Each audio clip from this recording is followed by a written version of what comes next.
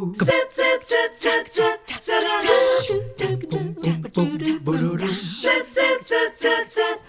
morning, always nice to welcome you to 3+U. We enjoy bringing this show your way each and every weekday morning, and part of the fun for us when we come to work every day is that we've got 5 or 6 guests who are going to be here, each with their own expertise and fun to share with us, and ultimately you as well as you watch. So we're going to begin the show this morning with Dr. Tiffany Ahlberg from Ahlberg Audiology, who always has a great way of graciously presenting concerns when it comes to your hearing. But this one I think is a really biggie, Tiffany, because you're talking about tinnitus. And if that is something that you struggle with, it can be, it can be a real difficulty to overcome. Is that fair to say? It's an emotional stress for people to have to deal with this. You know, for some people have it and it's not bad, and other people have it and it does affect them more. I think the numbers are 32% of the general population deal with tinnitus, and 80% of people with hearing loss deal with tinnitus. 32%, that's a lot of people. Yeah, it is. And so you do not, the two do not necessarily go hand in hand. Your hearing can be fine, but you can still have the tinnitus? Occasionally. Occasionally I'll see someone that will have normal hearing for what I test. So, you know, this is kind of getting into more of the hearing part of it, but the human ear hears from 20 hertz to 20,000 hertz. Whenever I do a test in my office, I'm usually testing from 250 hertz out to 8,000 hertz. Okay. So there's a large range of hearing that we do not test, and so there is a likelihood that someone may have a high frequency hearing loss, ultra high frequency hearing loss, and this is causing the tinnitus, something I'm not able to identify with the hearing test we do in our office. Do we know what causes it? Well, it's the brain is used to perceiving sounds in certain frequencies. Okay. And whenever that hearing is gone, or it's not as good as it used to be, then the brain is looking for sounds in that region. So it's like a repetitive? Well, and so the brain kind of like an amplifier turns up that frequency region, and there's this internal sound, and so it makes the brain happy to have a frequency in that it's perceiving, even though it's not a real frequency. So it's an internal frequency. And so what we want to do with that is mask it. We want to bring up that perception of sound in those frequencies so that that person is getting real sound versus this internal sound.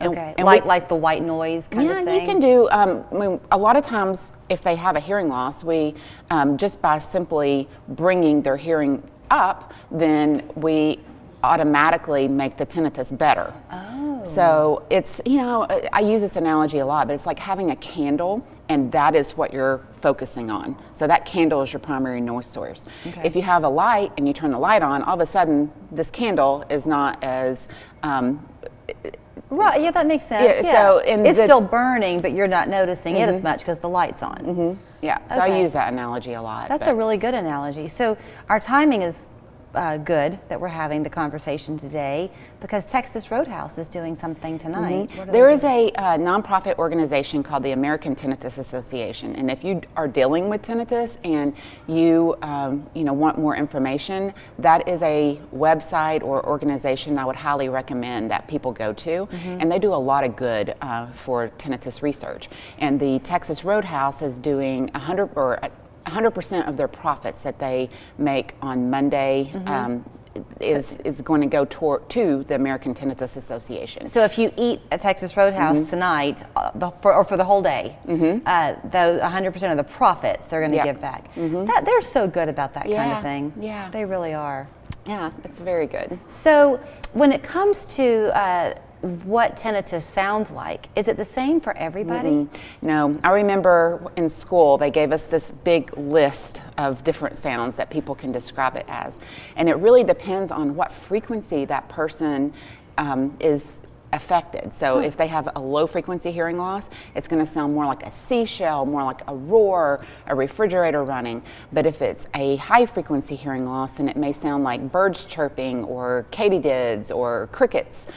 So everybody has a sizzling sound. So everybody will tell me, that their tinnitus sounds different. So, And I'm sorry to ask you so many questions, but I have about a minute left. Does it change with each day, or like once you have it, is it stationary? no, it changes. I will have people tell me that they have 4 different sounds that they hear, and it depends on the day. And when you have a hearing loss and a lot of different frequencies, it can fluctuate and change depending on the frequency that the brain is going after that particular day. So is it possible if you are suffering from tinnitus right now, you may have a hearing loss and you don't know it? Yeah, it can Because be. is that sometimes the first thing that brings someone to you? Yeah, and it can be it can be one of those hearing losses that's just high frequency. So it may not be that someone notices the hearing loss as far as the volume. It could just be a frequency specific hearing loss. Okay.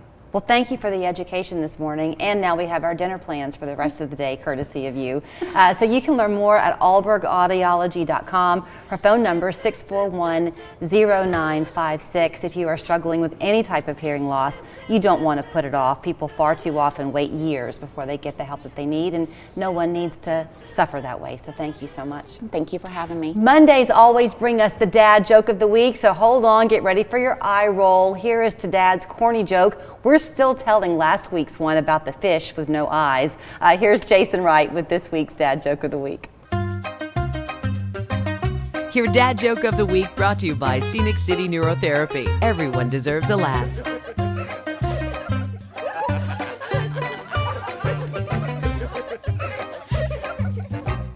Hi there, and welcome back for this week's installment of the Dad Joke of the Week. Did you hear about the evil chicken who laid deviled eggs? And the Easter Bunny, do you know what his favorite type of music is? Hip hop. Thank you. Jokes are a great way to support mental health, but at the end of the day, sometimes we need more than support. Sometimes we need intervention. Scenic City Neurotherapy is here to provide a better way of dealing with mental health issues. Show us your mug, and you could win one of our new Local 3 mugs, plus a delicious ice cream cake from Dairy Queen. Just email your photo to showusyourmug@local3news.com. Watch for our winner each weekday morning on Local 3 News Today. When we walk together, look what we can achieve. Our Tennessee Valley grows in prosperity. Here's a house for Robin in a